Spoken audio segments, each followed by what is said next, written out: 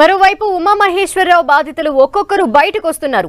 ఇబ్రహీంపట్నంలో ఏసీపీగా ఉన్న సమయంలో ఉమామహేశ్వరరావు అరాచకాలు వెలుగులోకి వస్తున్నాయి. ఎస్సీ ఎస్టీ కేసును నీరుగార్చిన ఉమామహేశ్వరరావు నిందితులపై చర్యలు తీసుకోవాలంటే 10 లక్షల లంచం ఇవ్వాలని వేధించినట్టు బాధితులు చెప్తున్నారు.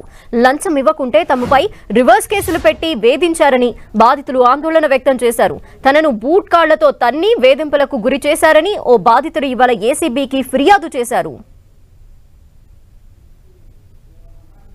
గారు ఇబ్రహీంపట్నం ఏసీబీలో పనిచేసేది. అప్పుడు ఏంటంటే నేను మా భూమిలో రానియకుండా ఎవరైతే శేఖర్ రెడ్డి ఉన్నాడో ఇట్లా గేట్లు పెట్టి మమ్మల్ని రాకుండా మా భూమిలో పోనీయకుండా మా అంత రోడ్ను ఇది చేసుకుంటా దాని మీద మేము కాంప్లైంట్ ఇవ్వడం అయింది. దాని మీద ఎస్సీ కేసు అయింది. ఎవరెవరి మీద ఆర్వీవీ సంస్థ మీద అధిపతి ఎవరు శేఖర్ రెడ్డి మీద వాళ్ళ కొడుకు మీద. అయితే ఈ ఏసీపీ సార్ ఏమంటాడు, ఇవాళ కొడుకును ఉంచాలంటే నువ్వు డబ్బులు ఇవ్వని డిమాండ్ చేస్తాడు.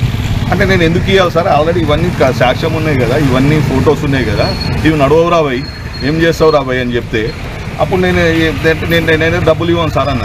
అయితే వాళ్ళని పిలిపించింది. నా ముందరనే వాళ్ళ దగ్గర డిమాండ్ చేసి నీ కొడుకు పేరు తీయాలంటే నాకు ఇన్ని పైసలు 50 లక్షలు ఇస్తే నీ కొడుకు పేరు చేస్తే విని మీదనే 2 కేసులు వేసి లోపలేస్తా, కొడుకుని రౌడీ షీట్ ఓపెన్ చేస్తా. వాళ్ళ ముందరనే తన్నేది, నన్ను నా భార్యను నోట్లో వచ్చిన మాటలు తిట్టేది.